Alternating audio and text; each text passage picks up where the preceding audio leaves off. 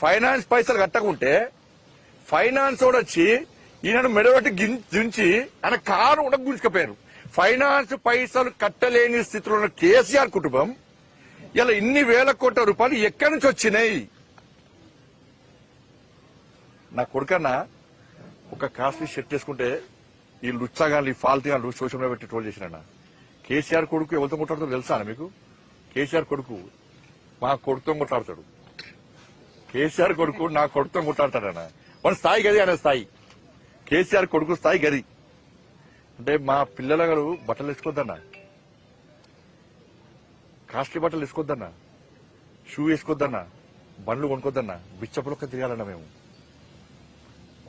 మా పిల్లలు ఒక్క కాస్ట్లీ షర్ట్ వేసుకుంటే బండి సంజయ్ 1000 కోట్లు సంపాదించిన ప్రచారం చేస్తాను ఈ ఫాల్తీగాళ్ళు సోషల్ మీడియాలో.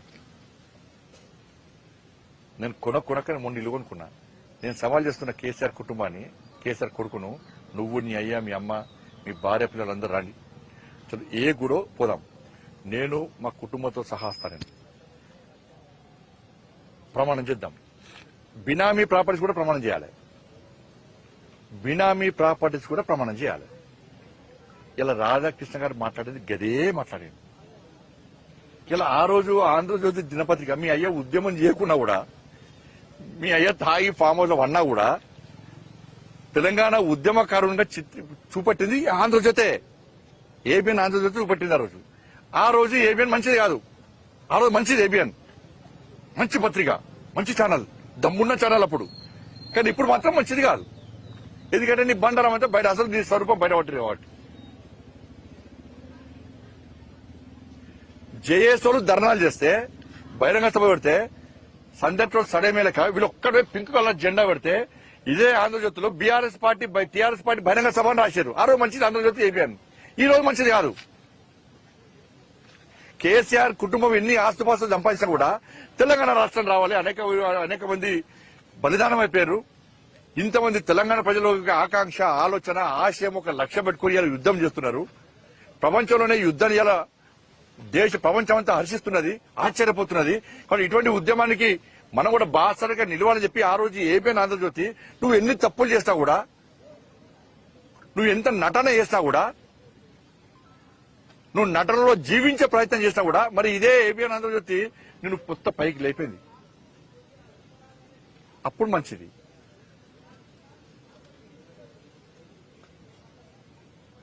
కాబట్టి రబ్బర్ చెప్పులు, ముడతలు షర్ట్ వేసుకున్నటువంటి, కారులోను ప్రచార రథం లోను కూడా కట్టలేనటువంటి పరిస్థితుల్లో ఉన్నటువంటి కేసీఆర్ కుటుంబానికి ఇన్ని వేల కోట్ల రూపాయలు ఎక్కడి నుంచి వచ్చినాయి? కాళేశ్వరం చంపే ఇప్పుడు ఈ ప్రభుత్వం ఏంది? ఈ ప్రభుత్వం చేత కాదు. ఫస్ట్ రేవంత్ రెడ్డి సర్కారు చేతనావస్థలో ఉన్నది, చాతకంతనంలో ఉన్నది. ఏం చేస్తారు? దాడి చేస్తా అంటే దాడి చేస్తాను తీసుకుపోయి పొక్కలేసి వాడిని ఈ పంత మడచంపగనట. ఏబిఎన్ కార్యాలయానికట సెక్యూరిటీ ఇస్తారట. ఇటు ఏబిఎన్ కార్యాలయానికి ఇస్తారు, అటు టీవీ ఛానల్ కూడా ఇస్తారు రక్షణ. వాళ్ళు కూడా రక్షణ ఇస్తారు, ఫుల్ పోలీస్ పెట్టాలని పెడతారు. ఈ సిస్టమ్ ఏదో నాకు అర్థం కాదు. వీళ్ళ ఆలోచన ఎందుకు అర్థం కాదు కాంగ్రెస్ పార్టీ ప్రభుత్వం. అది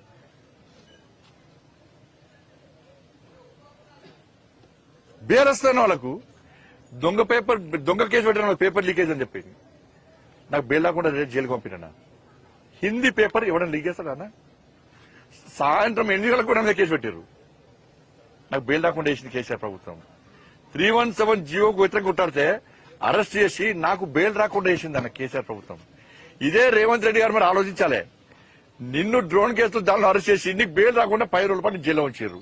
ఏడవిందన్న రేవంత్ రెడ్డి గారు రోషం ఏడవింది, రేషం ఏడవింది, ఏమైంది?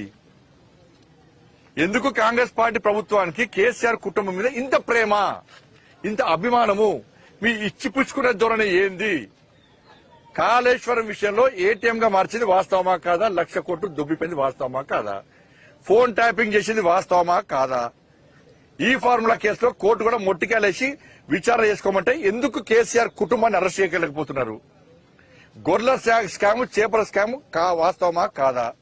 డ్రగ్స్ కేసులో కేసీఆర్ కుటుంబం ఉందా లేదా? ఫామ్ హౌస్ కేసులో ఎందుకు అరెస్ట్ చేస్తలేరు? ఇవి చెప్పిన స్కామ్స్ జరిగినా చెప్ప క్లారిటీ ఇవ్వండి. రేవంత్ సర్కార్ క్లారిటీ ఇవ్వండి. ఇవన్నీ స్కామ్స్ జరగాలని చెప్పు. లేకుంటే లేకపోతే జరిగినా కూడా మాకు చేత కాదు. కేసీఆర్ కుటుంబాన్ని టచ్ చేసే దమ్ము మా దగ్గర